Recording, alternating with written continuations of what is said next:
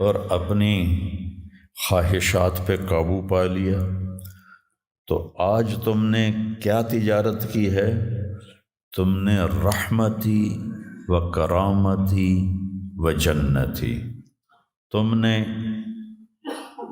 ان ناگواریوں کو برداشت کرنے کے بدلے میں میری دائمی رحمت کو خریدا، میرے دائمی اکرام کو خریدا، اور میری ہمیشہ کی جنت کو خریدا۔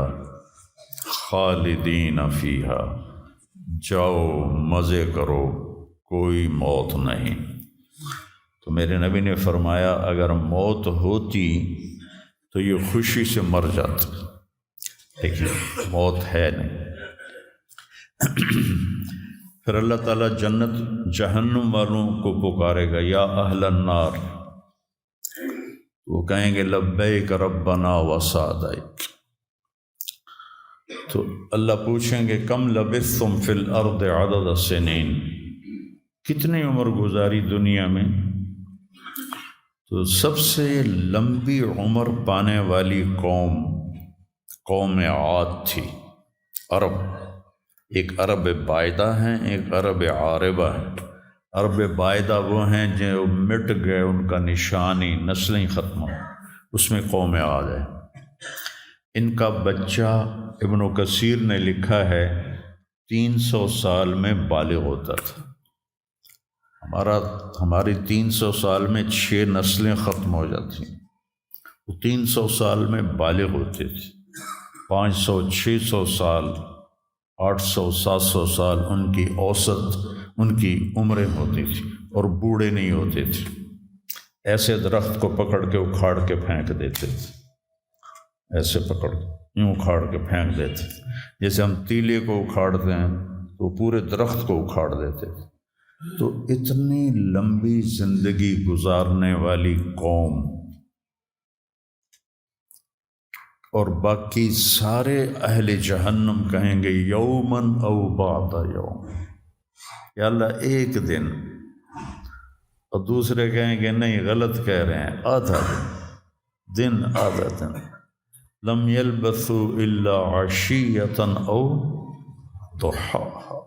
تو اللہ تعالیٰ فرمائیں گے بئس ما اتجرتم فی یوم او بعد یوم، کیا گھاٹے کا سودا کیا تم نے دن آدھے دن کے بیچ۔ جس کو اللہ گھاٹا کہے وہ گھاٹا ہے، یہاں کے گھاٹے تو اوپر نیچے ہوتے رہتے ہیں۔ تاجر کو ایک سیزن میں نقصان ہوتا ہے، اگلے سیزن میں اللہ اس کو ڈبل نفع دے دیتا ہے، اللہ کا نظام ہے۔ کتنا برا سودا کیا تم نے دن آدھے دن کا۔ غضبی، میرے غضب کو خریدا، سخطی، میری ناراضگی کو خریدا، ونار جہنم، اور جہنم کی آگ کو خریدا، خالدین فیہا، پڑ جاؤ ہمیشہ کے لیے۔ تو میرے نبی نے فرمایا لو کان الموت لماتوا طرحا، اگر موت ہوتی تو یہ غم سے مر جاتا۔ اور جنت والے لو کان الموت لماتوا فرحا، اگر موت ہوتی تو وہ خوشی سے مر جاتا۔ تو ابدی خوشی جنت میں ہے، اور ابدی غم جہنم میں ہے۔ ابھی ایک آیت پڑھی تھی مولوی نعمان نے، لہم ما یشاءون فیہا ولدینا مزید، جنت میں جو کچھ تم چاہو گے تمہیں ملے گا، جتنا چاہو گے اتنا ملے گا، جس وقت چاہو گے اس وقت ملے گا۔ پھر جہاں تمہاری سوچ بھی نہیں ہے وہاں سے ہم مزید دینا شروع کریں گے اور دیتے جائیں گے۔ نہ زندگی ختم ہوگی، نہ اللہ کی عطا ختم ہوگی۔ ایک چیز کو ہم دنیا میں چاہے کتنی خوبصورت ہو، کچھ دن کے بعد اس کی کشش ختم ہو جاتی ہے، کیونکہ اس کا حسن ٹھہرا ہوا ہوتا ہے، ٹھہرا ہوا ایک ہی جگہ ہوتا ہے، اور پھر گھٹنا شروع ہو جاتا ہے، کٹنا شروع ہو جاتا ہے۔ لیکن جنت میں کیا ہوگا؟ میرے رب کی عزت کی قسم جو سن رہا ہے، اگر آپ ایک ٹہنی کو بھی دیکھنا شروع کرو گے نا، ایک ٹہنی، پورا درخت نہیں، ایک ٹہنی، تو اس کو بھی ہزاروں سال دیکھتے رہو گے تو آپ کا جی نہیں بھرے گا کہ اللہ اس کے حسن کو بڑھا رہا ہوگا۔ اپنی بیوی کو، جنت کی حور کو لاکھوں سال ایسے بیٹھ کے دیکھتے رہو گے تو تمہارا دل نہیں بھرے گا کہ اس کا حسن ہر لمحے پہلے سے اوپر، پھر اس سے اوپر، پھر اس سے اوپر، پھر اس سے اوپر، اور پھر آگے کوئی حد ہی کوئی نہیں۔ یہاں تو حد ہے نا، اس کے آگے کوئی حد ہی کوئی نہیں ہے۔ لہٰذا کئی بچے پوچھتے ہیں جنت میں ہمیشہ رہیں گے تو پھر کیا کریں گے، بور نہیں ہو جائیں گے؟ میں نے کہا بیٹا آپ لوگ دنیا کی زندگی پہ قیاس کرتے ہو کہ بور ہو گئے۔ تو میری بہن کے بچے چھوٹے تھے تو جب وہ کچھ کھیل کھول کے تھک جاتے تو پھر ماں سے کہتے اب کیا کریں، اب ہم کیا کریں؟ تو وہ ہم نے دنیا پہ قیاس کیا ہوا ہے کہ جیسے یہاں بور ہو جاتے ہیں، ایک لمحے کے کروڑویں حصے میں بھی اللہ کی عطا ایسے جا رہی ہوگی، ایسے جا رہی ہوگی، ایسے جا رہی ہوگی۔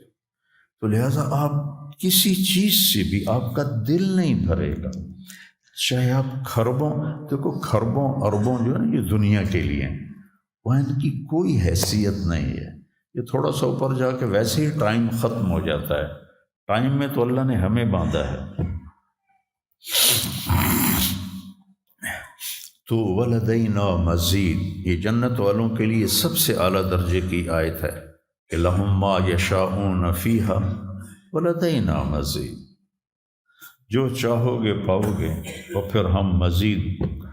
ایک حدیث بھی یاد آ گئی، ایک جنتی ایسے بیٹھا ہوگا ٹیک لگا کے اپنے تخت پر، تو سامنے ایک منظر ہوگا، اس کو دیکھنے کے مزے لے، تو اس میں اس کو سال ہا سال گزر جائیں گے۔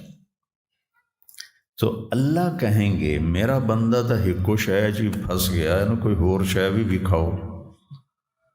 تو اس کے ایسے بیٹھا ہوگا تو اس کے کندھے پہ ایسے کوئی ہاتھ مارے گا، تو ایسے یوں پیچھے مڑ کے دیکھے گا تو ایک لڑکی کھڑی ہوگی جس نے 100 جوڑے پہنے ہوں گے، اور ان جوڑوں میں اس کا پورا جسم چاندی کی طرح، شیشے کی طرح چمک رہا ہوگا۔ جب اس کے چہرے کو دیکھے گا تو ان گالوں میں اسے اپنا چہرہ نظر آئے گا، ایسا شفاف ہوگا یہ۔ جب اس کے سینے پر نظر پڑے گی تو اس میں اپنا چہرہ دیکھے گا، جب اس کے پیٹ پر نظر پڑے گی تو اسے اپنا چہرہ نظر آئے گا، تو انہیں کملا ہو جائے گا۔ تو وہ کہے گی اما لک فینا من رغبۃ، آپ کو میری ضرورت ہے؟ کہے گا بلا، کیوں نہیں، پر تو ہے کون، میری جنت کی تو نہیں ہے۔ یہ تو شروع میں ہے، پھر تو ملتی ہی رہیں گی ہر نعمت، صرف حور نہیں، ہر نعمت ملتی ہی رہے گی۔ تو وہ کہے گا بلا لیکن من انتی، جی تو بڑا چاہ رہا ہے لیکن تو ہے کون؟ وہ کہے گی انا من اللواتی قال اللہ تعالی ولدینا مزید، میں ان میں سے ہوں جن کے بارے میں اللہ کہتا ہے ولدینا مزید، ولدینا مزید، ولدینا مزید، ہم پھر تمہیں اور بھی دیں گے، اور بھی دیں گے، اور بھی دیں گے۔ یہ چند دن ہیں، گزار لو، میری مان۔ جہنم والوں کے لیے سب سے خوفناک آیت ہے فَذُوقُوا فَلَن نَّزِيدَكُمْ إِلَّا عَذَابًا، ان کا عذاب ایک جگہ پہ نہیں ٹکا ہوگا، بڑھتا جائے گا، بڑھتا جائے گا، بڑھتا جائے گا۔ فَيُعَذِّبُهُ اللَّهُ الْعَذَابَ الْأَكْبَرَ، عذاب اکبر کہنے والا اللہ اکبر ہے تو وہ کتنا بڑا ہوگا۔ النار الکبریٰ، بہت بڑی آگ۔ جہنم سے کسی کو نکال کے دنیا کی آگ میں لٹا دیا جائے تو وہ ایسی گہری نیند سوئے گا کہ اس کی آنکھ ہی نہیں کھلے گی، وہ اسے ٹھنڈک محسوس ہوگی۔ اور جہنم کی دیوار میں سوئی کے ناکے کے برابر سوراخ ہو جائے تو اس سے جو چنگاری نکلے گی پوری دنیا کو راکھ بنا دے گی۔ اللہ ہماری حفاظت فرمائے۔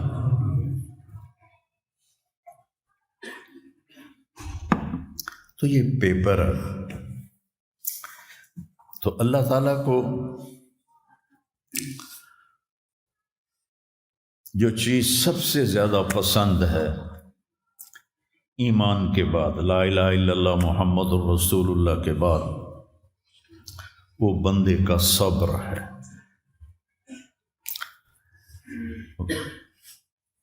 وَلَنَبْلُوَنَّكُمْ بِشَيْءٍ، تھوڑا سا، من الخوف والجوع، بھوک، ونقص من الاموال والانفس، مال اور جان میں کمی۔ پھر کیا ہے؟ والثمرات، اور کاروبار میں کمی، کھیتیوں میں کمی۔ پھر کیا کرو؟ وَبَشِّرِ الصَّابِرِينَ، وَبَشِّرِ الصَّابِرِينَ، صبر والوں کو بشارت دے دو۔